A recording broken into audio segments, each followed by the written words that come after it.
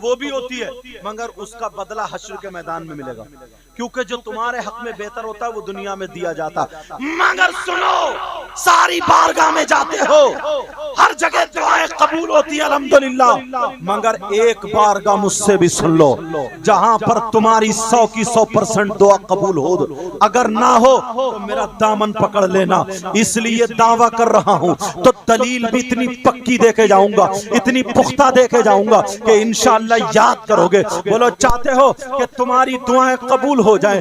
एक बारगाह मैं बताए देता हूं, एक जगह का एड्रेस मैं बताए देता हूं, एक जगह का पता मैं बताए देता हूं। और दूसरी बात सुनो, मजार पर जाना औरतों का जाना जायज नहीं है, मगर जो बारगाह मैं बता रहा हूं वहां पर औरतों का जाना भी जायज है। वो कौन सी बारगाह है जहां 100 के 100% दुआ कबूल होती है? अगर कबूल ना हो तो मेरा दामन पकड़ लेना, बड़ी जिम्मेदारी से बोल रहा हूं प्यारे, उस तक पहुंचाना चाहता हूं। तुम बहुत बारगाहों में गए हो, तुम ठोकर खा के वापस चले आए हो, मगर एक बारगाह ऐसी है जहां पर दुआ रद्द नहीं होती। बोलो जाना चाहते हो? बोलो उस बारगाह का एड्रेस पूछना चाहते हो? बोलो उस बारगाह का पता पूछना चाहते हो? बोलो पूछना चाहते हो या नहीं पूछना चाहते हो? अल्हम्दुलिल्लाह बोलो, अल्हम्दुलिल्लाह बोलो, ताकि तुम्हें 90 नेकियां भी मिल जाए। अब सुनो, वो बारगाह कहां है? हिंदुस्तान में है या पाकिस्तान में है, तुर्किस्तान में है, चीन, जापान, बंगाल में है? कहां पर है वो बारगाह?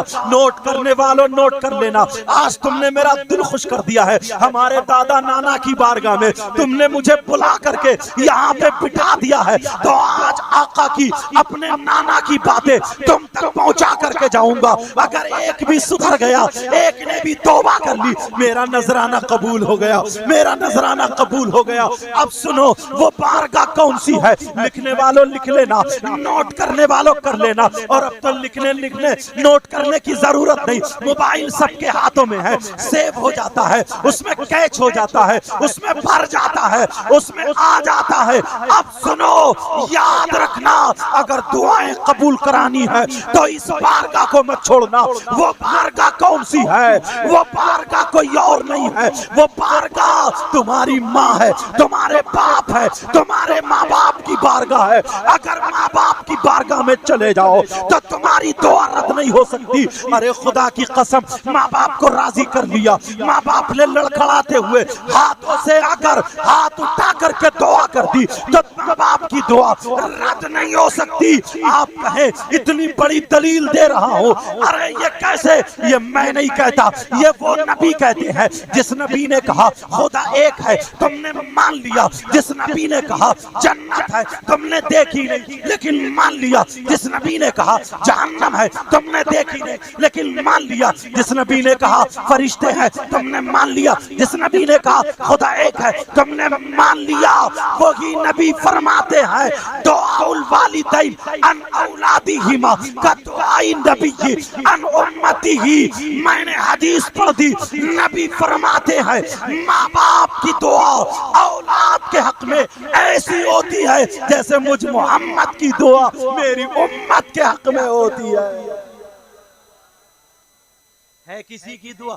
इसलिए मौसम को देख के मुझे बड़ा तेज बोलना पड़ रहा, वरना मैं तर्ज में बोलता हूँ, लहजे में बोलता हूँ, मगर आज सब एक तरफ रख दिया। सोच रहा हूँ अब दादा नाना की बारगाह में आया हूँ तो जरूर एक दो पैगाम मैसेज देता चला जाऊं।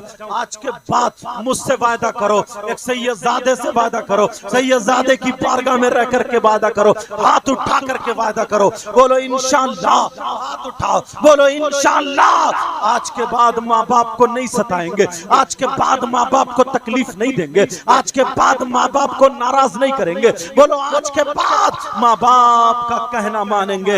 रख लो प्यारे, हाथ रख लो। अल्लाह आपको इतना दे, इतना दे, मेरी दिल की दुआएं हैं मौला, इतना दे आपकी दुनिया और आखिरत दोनों रोशन फरमा दे। अब जरा सुनो, मैं जो बात कह करके जा रहा था वो बात ये कह रहा था, अल्लाह उम्र में इज्जत में बरकत अता फरमाए, हम सबका खात्मा ईमान पर फरमाए। अब ये बुजुर्ग हैं, मेरे बाबा दादा की उम्र के हैं, हाथ क्यों चूम रहे? मैं कोई इतना हूँ दूध का धुलाऊं? नहीं, सिर्फ एक नबी से रिश्ता जुड़ा हुआ है, यही तो वजह है। ये उलमा क्यों खड़े होते, क्यों हाथ चूमते? यही तो वजह है। तुम बड़े खुशकिस्मत हो यार, तुमने नबी को नहीं देखा, नबी की बारगाह में नहीं गए, मगर नबी के शहजादे की बारगाह में आ जाते हो, अपने गम रख देते हो, अपने गम सुनाने आ जाते हो। कभी उर्स मत छोड़ना, कभी मिलाद शरीफ कराना, ये प्रोग्राम कराना मत छोड़ना। इसी से तुम्हारे घर में बहारें होती है, ये बारिश जो होती है ये मकबूलियत की अलामत होती है, मकबूलियत की अलामत होती है। अब सुनो, अल्लाह अल्लाह, एक बात और बता के जा रहा हूँ। अगर सैकड़ों, अगर हजारों मौलाना एक तरफ खड़े हो, हजारों पीर एक तरफ खड़े हो, हजारों हजारों हजारों नेक आदमी सालिहीन एक तरफ खड़े हो, तुम्हारे माँ बाप इधर खड़े हो, और तुम्हारे माँ बाप अगर नाराज हो, ये सब के सब दुआ कर रहे हो, तो नबी के फरमान के मुताबिक एक की भी दुआ काबिल कबूल तुम्हारे हक में नहीं होगी। इसलिए माँ बाप नाराज है, याद रखना, अगर माँ बाप राजी है तो सबकी दुआएं तुम्हारे हक में काबिल कबूल होंगी। पैगाम ये रहा कि आज के बाद कोई भी माँ बाप को नाराज नहीं करेगा। बस क्या करें, खत्म कर दें? क्या? अच्छा अच्छा, बोलो क्या क्या चाहते हो आप लोग? थोड़ा सा और बोलो या खत्म कर दूं? सही बता रहा हूं, बहुत कम गांवों में ऐसा होता है जहां मैं जाता हूं तो पहली मर्तबा में इतना दिल जीत लिया जाता है। पहली मर्तबा। एक तो इमाम साहब का अखलाक बहुत प्यारा, इनके साथ में एक ये भाई है हरा कुर्ता पहने हुए, मुझे इनका नाम अभी तक याद नहीं है, समझे, इसलिए ये ज्यादा पेशो पेश रहे, ज्यादा पेशो पेश रहे। पता नहीं कब किसकी दुआ काबिल कबूल हो जाए, पता नहीं किसकी वजह से किसका बेड़ा पार हो जाए। समझ में आ रही है? ये सारे उलमा आते हैं, ये दिल्ली से आए, बहुत अच्छा पढ़ा इन्होंने, तबीयत खुश हो गई है मेरी। समझ में आ रही? नबी फरमाते हैं अगर कोई आलिम किसी बस्ती के कब्रिस्तान से गुजर जाए, अल्लाह कुछ पढ़े नहीं, दुआ भी ना करे, नबी फरमाते हैं खाली गुजर जाए, मर्रा का लफ्ज है, खाली गुजर जाए, तो आका फरमाते हैं उसके गुजरने की बरकत ये होगी कि उस कब्रिस्तान के मुर्दों से अल्लाह ताला 40 दिन के लिए अजाब उठा लेता है, 40 दिन के लिए अजाब उठा लेता है। अब ये पैगाम, अब दूसरी बात मैं तुम्हें छेड़ना चाहता हूँ, जब तुम मुझसे इतनी मोहब्बत करते हो तो मैं भी तो तुमसे इतनी मोहब्बत करता हूँ, बोलो करता हूँ या नहीं करता हूँ? अब तुम्हें एक मोहब्बत भरा पैगाम देना चाहता हूँ। प्यारे, तुमसे इतनी बात कहना चाहता हूँ, कम से कम यहाँ पर सैकड़ों मुसलमान मेरे भाई ऐसे होंगे जिनके घर में बेटियां भी होंगी, बेटियां जवान होंगी, बड़ी हो गई होंगी, 15 साल की, 14 साल की, 16 साल की, 17, 18, 20 साल की।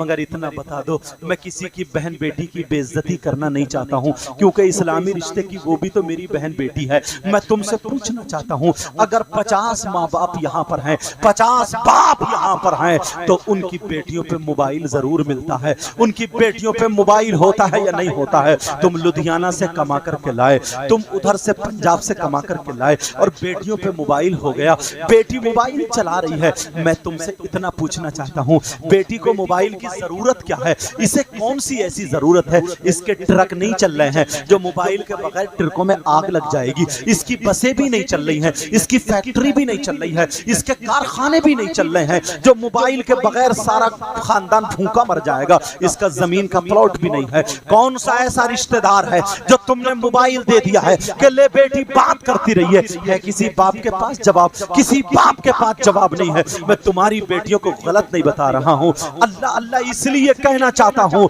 अगर मेरी बात समझ में आ जाए तो ज़हन में रखना, पूछो मोबाइल काहे के लिए होता है? मोबाइल बात करने के लिए होता है। हमारी जवान बेटी किससे बात करेगी? कभी तुमने सोचा? अरे अल्लाह के बंदो, 3 रोटी खाते हो, 1.5 की अकल रखो, मुझे बताओ बेटी किससे बात करने के लिए है? अरे अगर यूट्यूब चलाएगी तो कहां चलाएगी, फेसबुक चलाएगी तो कहां चलाएगी, व्हाट्सएप चलाएगी तो कहां चलाएगी? मोबाइल की तुम मुझे जरूरत बता दो, इस जवान बेटी पे मोबाइल की जरूरत क्या है? आज तुमने देखा नहीं है तुम्हारे अटंगा अटंगा चांदपुर में अगर तुम्हारे यहाँ शादी हो तो तुम देख लेना, शादी में मोबाइल का असर देख लेना, बल्ब के नीचे जाएगी, ट्यूबलाइट के पास जाएगी वो लड़की जो अभी कुंवारी है मगर शादीशुदा से ज्यादा मेकअप करती है, लाली उसके चेहरे पर है, उसकी क्रीम पाउडर उसके चेहरे पर है और सेल्फी लेती हुई मिल जाएगी। सेल्फी फोटो किसे दिखाएगी? अरे क्यों सेल्फी ले रही है?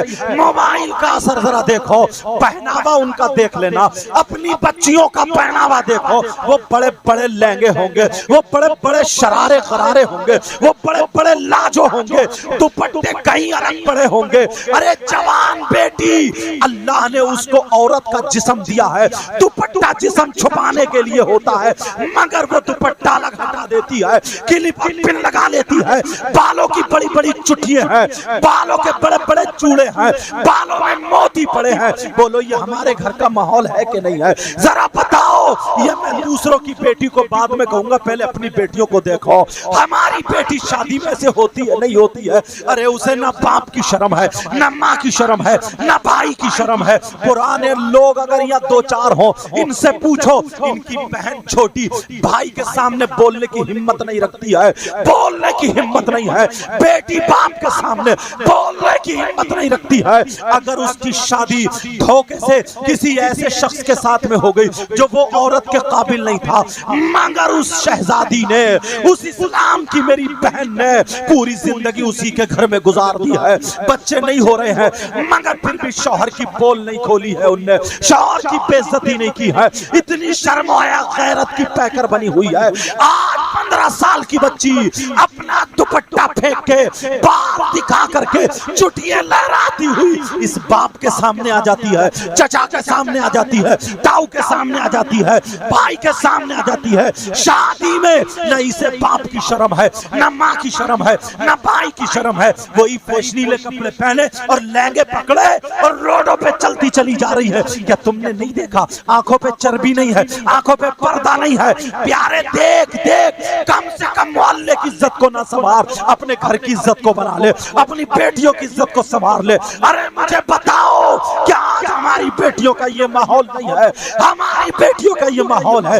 वो लड़की जो कभी अटंगा चांदपुर से निकल के बाहर नहीं गई मगर उसके पास फैशन बम्बई का मिलेगा, चलने का ढंग फिल्मों जैसा, पहनने का ढंग फिल्मों जैसा, बाल और चुटियों का ढंग फिल्मों जैसा। हद तो ये है, 7-7 साल की बच्ची है, वो लाली लगवी मिलेंगी, वो बिंदी लगवी मिलेगी, चिमटियां लगवी मिलेंगी, उसके बाल अलग होंगे, पैंट अलग होगी, टॉप पहनी हुई होगी, बड़े बड़े। अच्छी खासी लड़की थी, क्या बना दिया? लड़की थी, नाचने वाली औरतों की नकल बना दिया। तुमने देखा होगा पहले जमाने में औरतें जब शादियों में नाचने के लिए रंडी आती थी, मुझे बताओ उनके कपड़े ऐसे नहीं होते थे? जरा बताओ, उनके कपड़े ऐसे नहीं होते थे क्या? उनका पहनावा ऐसा नहीं होता था? अरे तुम मुसलमान हो, तुम्हारी बेटी ऐसी नहीं, तुम्हारी बेटी ऐसी हो। अगर खाए तो खाने का ढंग फातिमा का हो, अगर पिए तो पीने का ढंग फातिमा का हो, अगर चले तो चलने का ढंग फातिमा का हो, अगर सोए तो सोने का ढंग फातिमा का हो, उठे बैठे खाए पिए तो ढंग फातिमा का हो। खुदा की कसम, अगर ऐसी बेटी हो तो बाप के घर में हो तो रहमत बरसती है, शौहर के घर में हो तो नेमत होती है, और जब माँ बने तो उसके कदमों के नीचे जन्नत होती है। क्या बेटी थी मगर क्या बना डाला? ओ बाप, मेरे भाई तुमसे हाथ जोड़ के कह के जाऊंगा, ये तुम्हारी गलती नहीं है, गलती ये है कि तुमने इसके हाथ में मोबाइल दे दिया। ये लड़की मोबाइल में देख रही है कि कैसे वो बम्बई की फिल्में बनाने वाली औरतें कैसे लहंगा पहन रही है, कैसे चल रही है। और अब तो यहाँ से यहाँ तक गला भी खुला हुआ, दुपट्टे हटा लिए जाते हैं, यहाँ गले पे जाली लगा ली जाती है। सब जानते हो, सब देखते हो। अरे बेटी अगर बड़ी हो तो उसे तरीका सिखाओ। खुदा के लिए अपनी बेटियों से मोबाइल ले लो, वरना घर की बरकतें खत्म हो जाएंगी। अगर तुम्हें माशरा सुधारना है तो अपनी बेटियों से मोबाइल ले लो, बेटों से मोबाइल ले लो। अगर इन्हें पढ़ाना है तो सैयदा फातिमा की जिंदगी पढ़ा दो। बारिश भी कह रही है कि हट जाओ। समझ में आ रही बातें तो इतनी हैं। तुम्हें देख कुछ नौजवान 2 मिनट की और हजरत भीग लो यार, 2 मिनट की और सुन लो। आज नबी के शहजादे उनकी बारगाह में है। कुछ नौजवान लफंगे हैं, कुछ नौजवान लफंगे हैं, न वो काम के हैं न धाम के हैं, निकम्मा नाकारा खटारा, कोई काम नहीं करता। नुक्कड़ पे खड़ा हो गया, कोने पे खड़ा हो गया, मोबाइल हेलो तुम क्या कर रही हो, क्या खा रही हो, क्या पी रही हो, कैसे कपड़े पे, डूब के मर जा डूब के। आज अगर तू दूसरे की बहन बेटी को तकेगा तो दूसरा तेरी बहन बेटी को तकेगा। नौजवानों, तुम्हें खुदा का वास्ता, तुम्हें रसूल का वास्ता, तुम्हें सैयदजादे का वास्ता, आज के बाद अपने आप को संभालो। खाओ तो नबी का तरीका, उठो तो नबी का तरीका, कलमा पढ़ो ला इलाहा इल्लल्लाह मुहम्मदुर रसूलुल्लाह। जिंदगी रही तो फिर मुलाकात।